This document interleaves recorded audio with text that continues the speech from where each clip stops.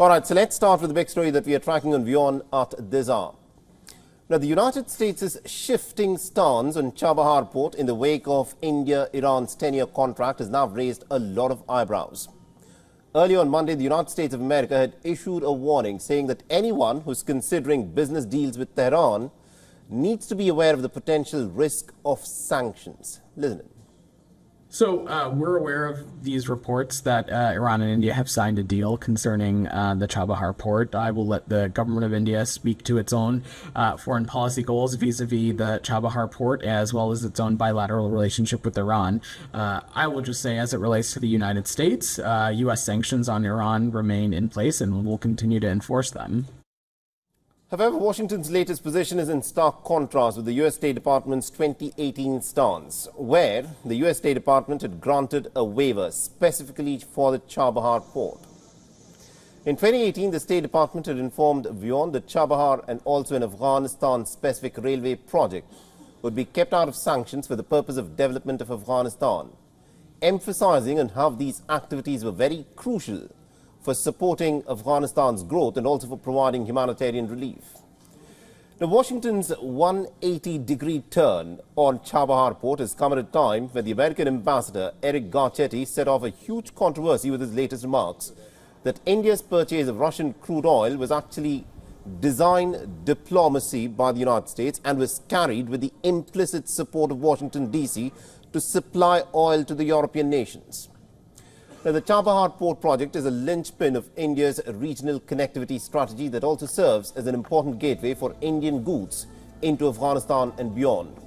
It's also hailed as a symbol of India's commitment in enhancing trade and connectivity in the region.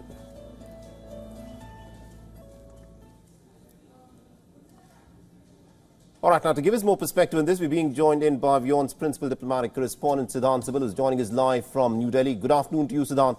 Now, anyone who's been looking at how the American stance has changed from 2018 to now in 2024, what's in fact the thinking behind how Washington has issued these statements where India's port connectivity with Chabahar is something that has been in the works for more than a decade now? So why are the Americans now taking an exception to it? Well, what is the reason of this flip-flop is something that still needs to be clarified by the U.S. government.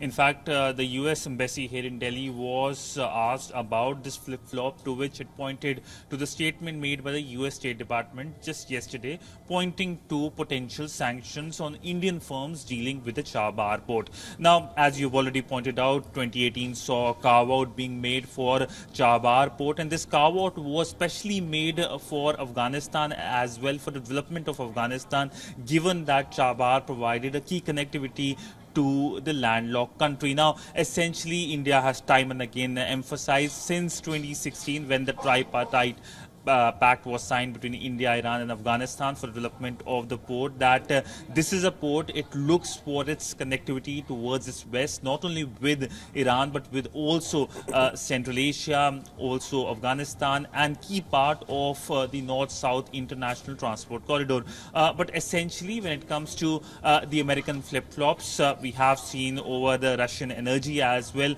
The big focus will be on how India continues its support for the Chabahar port. Yesterday, when the 10-year-long contract was signed, the big announcement was that India is going to invest roughly $120 million for the port. Also, India has already invested $25 million for the port by supplying it with cranes. So, India's support for the Chabahar port continues because not only it provides connectivity, but it is key for its geopolitical connectivity with the wider region when it comes to countries to its west.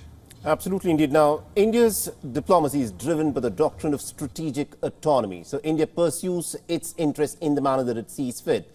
And looking at this American flip-flop or the issue of Chabahar, how is New Delhi reacting to this?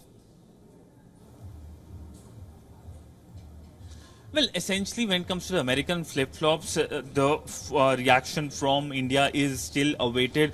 We do expect some kind of reaction, or at least the questions being raised at the weekly MEA briefing that takes place usually on Thursday. But India has time and again made it clear that its economic security is paramount, and the ports India is developing overseas, whether it's Chabahar to the west or the Situate port to the east, that will continue. Now, pointing to the example of the Situate port, now situation in Myanmar remains dire, but India has clearly said that it's committed to the development of the Situate port, and that remains true for the Iranian port as well. We know what is the situation in West Asia, the recent situation between Israel and Iran, but that hasn't deterred India for concluding the 10-year-long contract and pact for developing and equipping the Chabahar port in Iran. And not only $120 million is something that India is planning to invest, but there is focus on investing more through a mechanism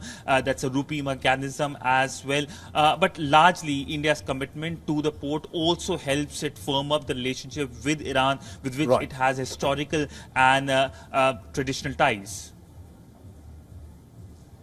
Absolutely indeed, Siddhant. Thank you very much indeed for joining us and getting us that perspective. We'll of course come back to you as more details emerge in the story.